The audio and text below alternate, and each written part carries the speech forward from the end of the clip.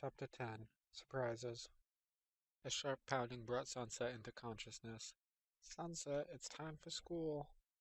Sunset groaned in response. She rolled over and covered her face with a pillow. Why was it so bright?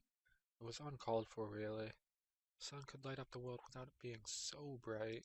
All she needed was a little more sleep. If they'd just leave her be, she would be perfectly fine. So, of course, that was out of the question. The banging returned, and Rose Petal called louder, "Sunset, are you awake?" "I feel sick," she grumbled. "What was that?" "I'm sick," she called louder, making her head hurt worse. "Hold on, I'm coming in." Rose waited a moment before opening the door. She found Sunset still half covering her face with a pillow, and it could not have made for a pretty sight. "What happened? You seemed fine yesterday." "I don't know." Sunset pulled the pillow over her face. "Can I just stay home today?" Although Sunset couldn't see Rose's expression, at least her voice seemed neutral. "Hold on, I'll go get the thermometer." Sunset groaned again as Rose left. The thermometer wouldn't help her case at all. She wasn't sick, she was hungover. But even if she could think of some way to make herself look ill, she probably couldn't have brought herself to do anything about it. The best she could manage was to haphazardly look around for any sign of evidence, and thankfully she found nothing. At least she'd had the foresight to hide the bottle, even if she didn't remember where exactly she'd hidden it. Rose returned with the thermometer, so Sunset dutifully stuck it in her mouth and waited for the beep. "Temperature is normal," Rose reported. "What's bothering you?" "My head's killing me and I think I'm going to throw up." "You stayed in your room all day yesterday. You probably just didn't get enough to drink." Rose picked up the soda bottle off the floor. "Or maybe too much of the wrong thing to drink. I'll bring you some water and we'll get you feeling better in no time." Unaware of exactly how right she was, Rose once again left the room. Sunset ran through her options. If she actually vomited, it would probably be enough to convince Rose to let her stay home, and she wouldn't have to deal with the dilemma from yesterday about how it would be spent. The entire day would be spent in glorious sleep. But Sunset wasn't terribly good at vomiting on command. Felt likely if she just ate something it would come back up, but if she didn't throw up, the food was just going to wind up making her feel more sick than she did already. But aside from that, Sunset knew she was out of luck. She barely even offered any resistance when Rose came back with a glass of water and ibuprofen. If nothing else, the water helped rinse her mouth of the foul flavor lingering in it. Rose gave her time to get dressed and seemed to take it as a given that she was going to school after all. If it hadn't been for the day before, Sunset would have fought harder, but she could see a losing battle and decided to conserve her strength. While alone, Sunset took care to find the bottle. It wasn't hard, since she had tucked it away in her sock drawer. That may be an acceptable hiding place while she was asleep, since no one was going to look through her things while she was in the room, but it certainly wouldn't do while she was at school. As quickly as she could, she moved the half-full bottle and stowed it away in her hiding place. With that taken care of, she dressed quickly and left the room. She only agreed to a simple breakfast of buttered toast, which did seem to show Rose that she was actually not feeling well. Not enough to actually make a convincing argument, though. And although initially she wasn't sure she'd manage to eat any of it, she did feel a little bit better afterwards. With breakfast finished, there was nothing to do but wait until it was time to leave. Rather than go back to her room, Sunset opted to wait in the communal lounge area. A lot of her time was spent there, since it was the only room with a computer accessible to the kids. There wasn't enough time to make it worth using the computer, but that didn't matter. She had other things on her mind. The other kids her age were all sitting around the TV, as they usually were. She propped up a book and pretended to read. People always suspected that someone with their nose in a book would be far too interested in it to listen to their conversations. It was one of her most reliable tricks. Sure enough, it wasn't too long before Rose Petal showed up. Sunset kept her attention pointed at the book, appearing to be completely unaware of what was happening around her. She couldn't hear what was said, but she didn't have to. The hushed tone clearly indicated that they didn't want her to hear what they were saying. If she had looked up, she knew she would have seen glances cast in her direction, since there was only one thing they would likely be discussing. Her suspicions were confirmed on the way out the door, as the other kids were casting her worried looks. They were all worried about themselves, of course. Rose Petal didn't realize what a difficult place she had put them in by asking them to keep watch over Sunset, but the other kids realized, and that was what mattered. Luckily for them, she wasn't planning on repeating the day before. She went along with them to the bus stop and didn't try to make an escape. Still, if it had come down to it, she knew she could have gotten away easily. Through bribery or blackmail, she had all of them under her sway. One wrong word and someone wouldn't be getting the answers to that next math test, or perhaps one of the caretakers would find a reason to snoop around a certain closet a little better. And while it was hardly her first choice, violence was always a possibility as well. The relief was visible on all of their faces when she actually boarded the bus. At least she could take comfort that they were still intimidated, although she decided to remind each of them why they were intimidated later. But that would be saved for one-on-one discussions, not something she would think of doing in a crowded bus. Secrets were only valuable so long as they remained secrets, after all. But there were still potentially some secrets she could discuss.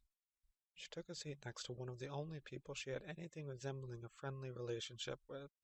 I miss anything good? Summer Rain wasn't exactly a friend, per se. She and Sunset didn't share any classes and hardly went out of their way to meet up with one another. But they did have the bus ride, where they got together and talked about their mutual interest in keeping tabs on the other kids in school. For Summer, she was only interested in the gossip. Sunset, of course, had better uses for that sort of thing. No, it was pretty quiet yesterday. Shame. I was hoping that with winter break coming up, there'd be something going on. Yeah, Summer Rain looked disappointed, then shrugged it off a moment later. But oh well, something should have come up before the week's over. Fair enough. Both girls turned to their separate interests. They had a good understanding of the nature of their relationship. They shared one mutual interest and never pushed for anything more familiar. For Sunset, it was a simple matter of not being able to keep an eye on everyone by herself. For Summer, Sunset suspected she just enjoyed spying on her fellow students and putting that information to use. As well, the few students Sunset found useful had certain privileges. Respect from the other students, or at least something that resembled it. Occasional favors from Sunset, whose reach extended to enough students that she could usually find some way to keep her lackeys happy. And, of course, the ever-important immunity from Sunset using her sway against them. At least, they thought they all had that last one, which is what mattered in the end. Although she would have preferred to read during the bus trip, Sunset's head was still killing her, and she felt like reading on a moving bus would cause her to lose her breakfast.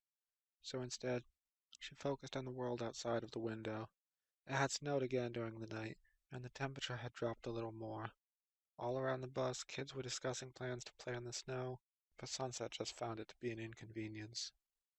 It may have been better than reading, but watching the window wonderland outside certainly did nothing to make Sunset feel better, nor did the kids around her with their loud conversations. Everfree Middle School wasn't normally what she would call a welcome sight, but it couldn't be worse than the bus. As soon as the bus pulled into its spot, all the other kids jumped up as if there was nowhere else they'd rather be. Sunset waited behind while the others scrambled to be the first out of the door and calmly left once the rush had died down. Since it was far too cold to be outside, Sunset went straight into the school. The crowded hallway wasn't any better than the bus, so she made a beeline for her first class, barely taking the time to notice the kids around her. To most of the school, she was no one important. There wasn't a lot to be gained by going after every kid personally. But there was a hierarchy, and Sunset was definitely on the top. True, not every kid knew enough to fear her, but if there was someone they did fear, then that person was probably in Sunset's pocket. First period was history, taught by Globetrotter, a middle-aged man who always looked like he was mildly upset about something. Sunset didn't mind him, as far as teachers went. So long as she wasn't being actively disruptive, he generally turned a blind eye to whatever she was doing. The classroom was mostly empty when Sunset arrived, which was fine by her. She ignored everyone in the room as she took her seat in the back. Since there were at least a few minutes before class, Sunset leaned forward on her desk, burying her head in her arms. It was hardly the rest she wanted, but the class was relatively quiet and her arms blocked out most of the light. Slowly, the seats filled with students over the following minutes, although the seats on either side of Sunset remained empty. The bell rang, and Globetrotter greeted his class. Sunset ignored him, and he ignored her as well. Only the most stubborn teachers ever held out on getting Sunset to participate for long. Sunset had almost managed to get to sleep when the class collectively started clapping for some reason. Peeking out from between her arms revealed there was someone beside Globetrotter at the front of the room. Sunset just hoped that whatever they were doing, they'd do it quietly. Just choose a seat anywhere, Globetrotter said. A new student? Who the fuck transfers to classes right before winter break? Although Sunset was somewhat curious about the student, it was definitely not enough for her to pick her head up. She'd have the chance to find out more about them later when she didn't feel like her head was going to explode. The sound of footsteps drew closer to her, followed by the sound of the chair to her left being pulled out. Sunset lifted her head to tell the new student to sit somewhere else, but the words stayed frozen in her throat. Howdy, partner, the new girl said, extending her hand. I'm Applejack. Sunset ignored her hand, as well as the stares from the other kids. She knew they were all expecting her reaction, but she couldn't find herself able to do anything. There was no doubt in Sunset's mind that it was the same Applejack. She had known it before she had so much as heard the girl's voice. Although they had only met once, Sunset had faced nightmares of that day for years. Apparently unconcerned with Sunset's behavior, Applejack withdrew her hand but maintained her friendly smile. Come on now, I don't bite. Sunset turned away and scanned the room. Every other seat would also leave her sitting next to someone, so Applejack had to be the one to move. Look, I don't want to be a friend. You should just sit somewhere else. There ain't no reason to be like that. It won't hurt you to at least tell me your name. For some reason, that only made Sunset feel worse. Not friends. Applejack frowned and turned away, but didn't move. All right, that's fine. A few minutes passed, and Globetrotter began talking about their project. Kids were working in pairs to complete a research project on early industrial age revolutions.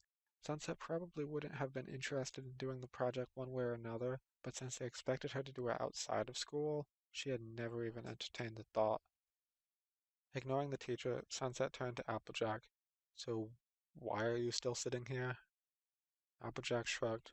My seat was open. Sunset pointed at another empty seat. So was that one. So, Mr. Trotter said I could take any seat. I chose this one. Fine, whatever. Sunset stood up and grabbed her backpack. She could at least sit next to someone who wasn't so obnoxiously stubborn. Sunset Shimmer, Globetrotter said loudly, causing all eyes to turn to her and her head to throb with pain. Please return to your seat. Class has started, and there are some students here interested in learning. Wincing at the tone of his voice, Sunset sat back down. She was in no condition to argue. All she could manage to do was glare at Applejack, who had the nerve to look apologetic. Globetrotter droned on about their stupid project for a few more minutes, then switched to the day's lesson. Between the hangover and the girl sitting next to her, Sunset didn't even try to keep up. At least it kept Applejack preoccupied. All she had to do was make it through one class. If they shared any others, Sunset would make sure Applejack knew to leave her alone. With nothing to keep her preoccupied, the class passed slowly, but it passed all the same. And then, with just 5 minutes until freedom, Globetrotter ruined everything. I think we'll stop here for the day, he announced. For the next few minutes, you can get together with your partners and make plans. Remember, the paper is due on Friday. That's still 3 days to get going for anyone who hasn't started, but time's running short. The students shuffled around the class, although most of them just used it as a chance to socialize. No one approached Sunset, naturally, which would have been just what she wanted if only Applejack hadn't taken note of it. So, you got a partner for this project? Applejack asked. Don't want one, Sunset insisted. Applejack moved closer. Despite everything Sunset had done to indicate she should be left alone, Applejack still moved closer.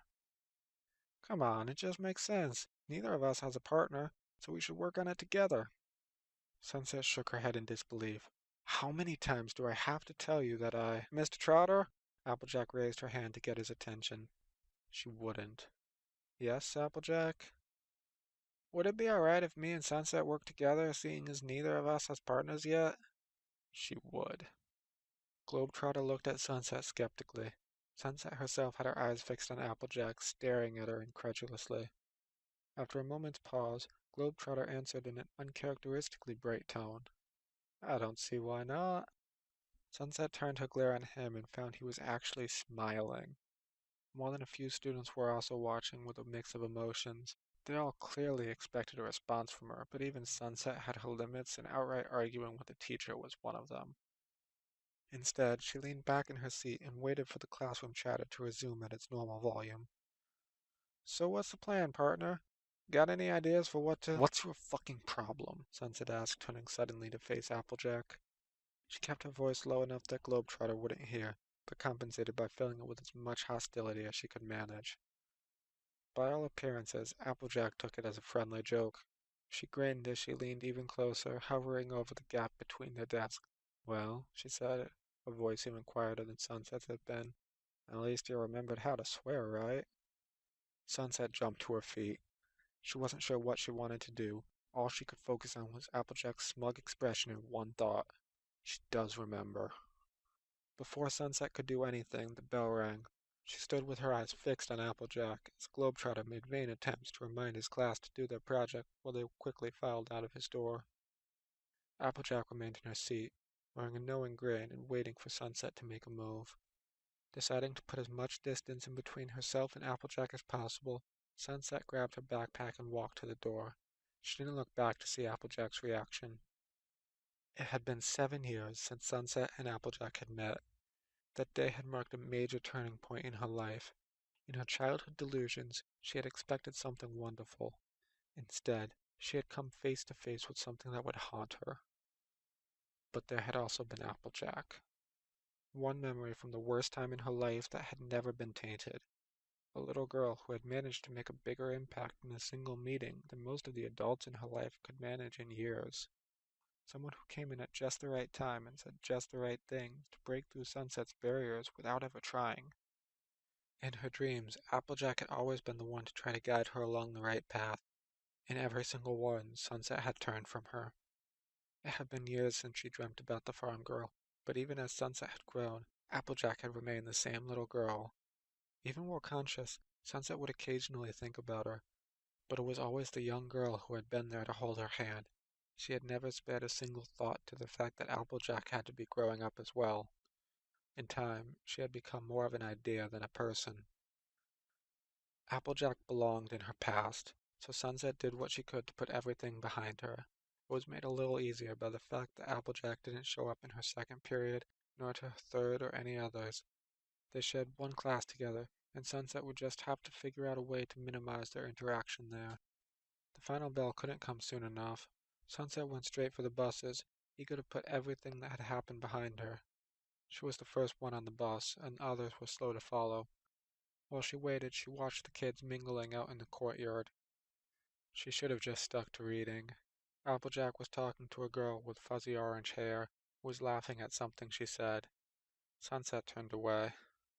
Checking out the new girl? Summer Rain asked as she sat beside Sunset. Yeah, I'm first period with her, Sunset said irritably. She seems alright. Wouldn't say why she transferred so late in the year, though. Just that it had something to do with family stuff. Sunset took another look at Applejack, who looked over just in time to see she was being watched. She waved as if nothing was wrong, and Sunset's mind flashed back to that day. She was sitting in the back seat of Violet Dusk's car, watching a hopelessly optimistic girl wave at her as they drove away. There was nothing Sunset hated as much as her memories coming into the real world. I heard she got caught fucking her cousin behind the bleachers at her old school, so they transferred the two of them to separate schools. Summer Rain looked surprised. You don't think that's true, do you? Sunset shrugged. Honestly, I have no idea. She's not just gonna admit to something like that, you know? I guess that's true, but still. Maybe someone just made it up, Sunset said. But you know, she's got that whole country hick thing going for her, and it would explain why she doesn't want to say more than family stuff. I guess you can never tell with those types. Sunset shrugged, but inside she was pleased. It was the way Summer had said those types that had confirmed it. Whether it was likely or not didn't matter. It fit perfectly and made for excellent gossip. Before winter break, everyone at Everfree Middle School would be talking about it. Yeah, that's for sure. Sunset looked back out the window in time to see Applejack board her own bus. You can never tell what's going on with someone like that.